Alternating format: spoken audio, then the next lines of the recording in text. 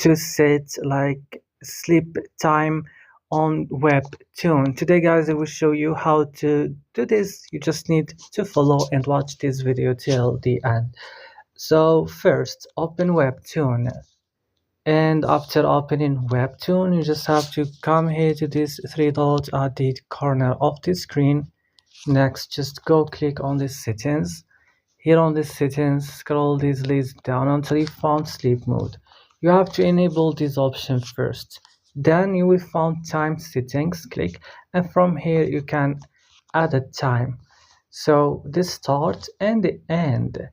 For example, the start is at 10 p.m. and the end is at 7 p.m.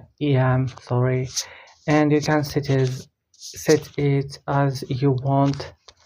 And that's all. If you find this video useful, don't forget to like and subscribe, and bye.